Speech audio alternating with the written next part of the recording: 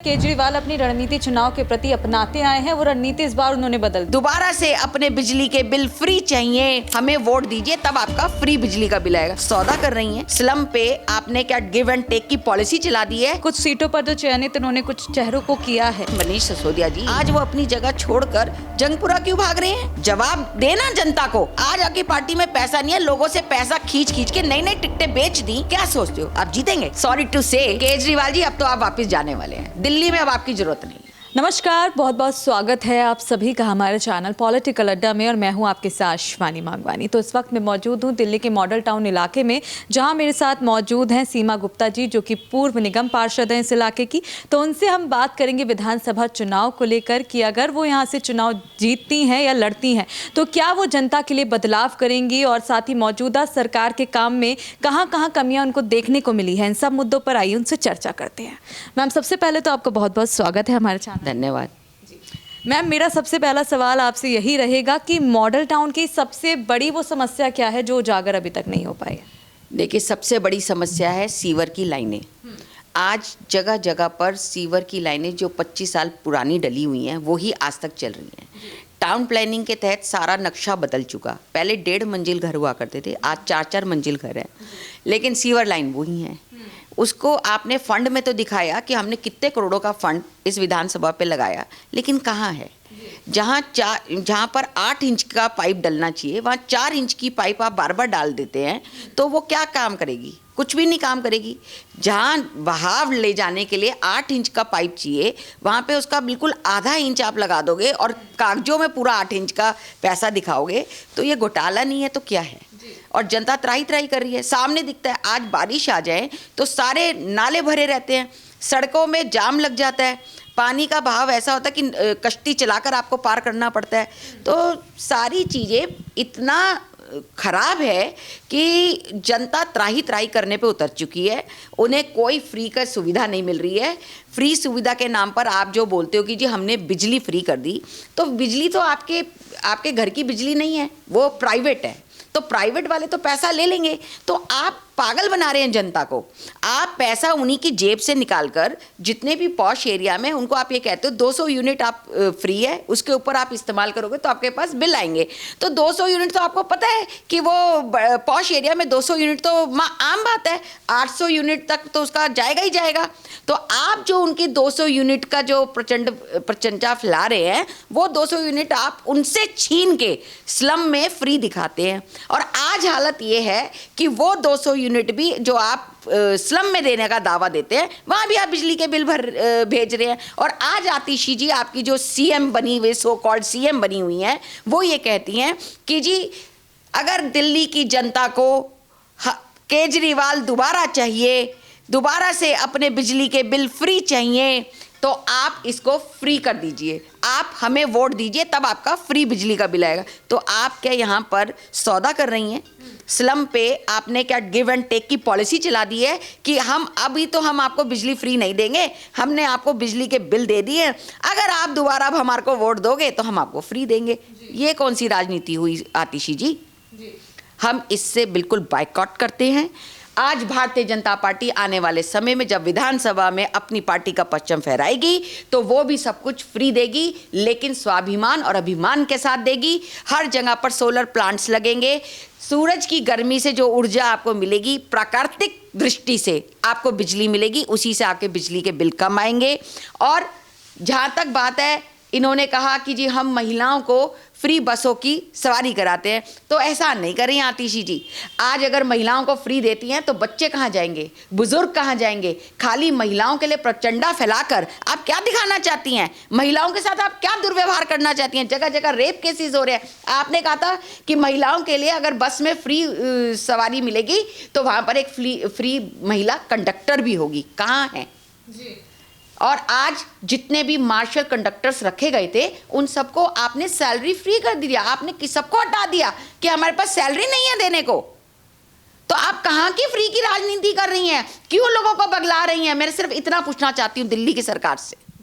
देखिए, बात अगर दिल्ली की सरकार की करें और चुनाव की रणनीति को लेकर करें, तो जिस तरीके से अभी तक केजरीवाल अपनी रणनीति चुनाव के प्रति अपनाते आए हैं, वो रणनीति इस बार उन्होंने बदल दिया। वो डोर टू डोर कैंपेन कर रहे हैं, अपनी पत्नी के साथ ऑटो चालकों के घर जाकर खाना खा रहे हैं। तो कितनी कामयाब होगी उनके लिए बिल्कुल नहीं कामयाब होगी। मतलब शिवानी जी, मैं आपको कहना चाहती हूँ कि ये ऑटो वाले इनके कपड़े फाड़ देंगे।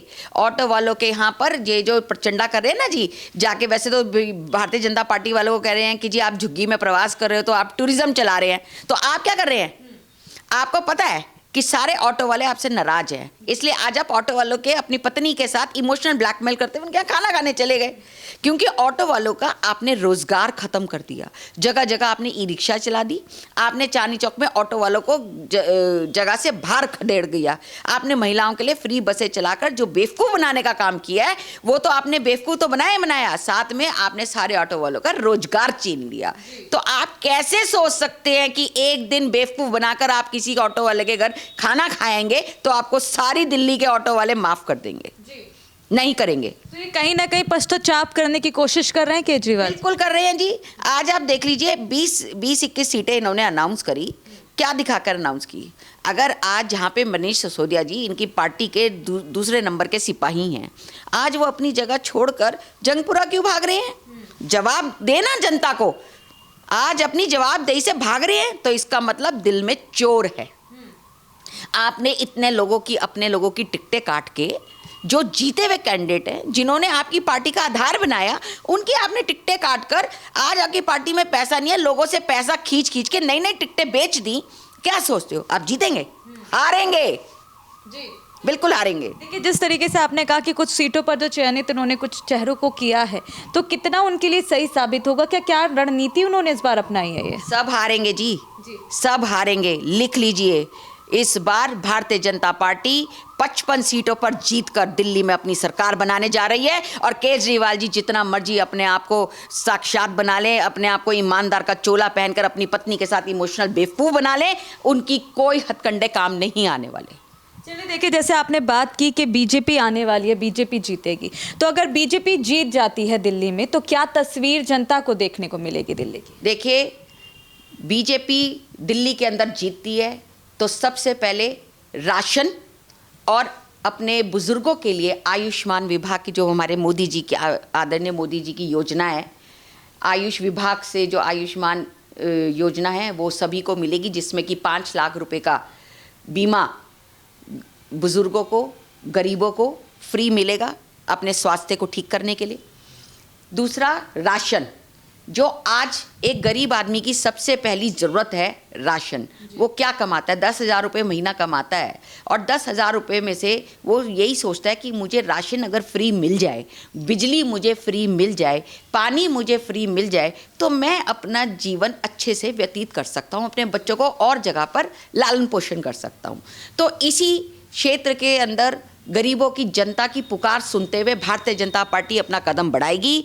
पहले इन्हीं अंकों पर काम करेगी, उसके बाद दूसरा है सड़कों का निर्माण और सीवरों का। नए टाउन प्लानिंग के आधार पर दोबारा से सारा नपाई होगी और उसके अकॉर्डिंगली सारे दिल्ली के अंदर सीवर लाइन की पाइपें डलेंगी, और ये जितनी भी सीवर लाइन के बहते जल और इन सबसे निजात दिलाया जाएगा, और टूटी हुई रोड का निर्माण करते हुए पूरी दिल्ली को दोबारा से साफ सुथरा बनाया जाएगा। मैम, देखिए, अगला सवाल मेरा आपसे ये रहेगा कि केजरीवाल ने जो अपनी योजनाएं दी थी, फ्री की योजनाएं, उनको जनता के मन में बसाया हुआ है, लेकिन बहुत मुश्किल है कि कैसे ये जनता के मन से चीज़ें निकाली जाए। तो बीजेपी वो क्या रणनीति अपना पाएगी कि जो फ्री की योजनाएं हैं उसके आगे बीजेपी अपने आप को दिखा पाए जनता के बीच? जनता परेशान हो चुकी है। आप कहते हैं फ्री, आप फ्री की योजना उनके दिल में बस चुकी है। आप आज गरीब आदमी अपने आप को छला महसूस कर रहा है। आप 1 साल, 2 साल, 5 साल, आज 10 साल से आप लोगों को छल रहे हैं फ्री के नाम पर, तो कहीं तो लोग चिल्लाएंगे।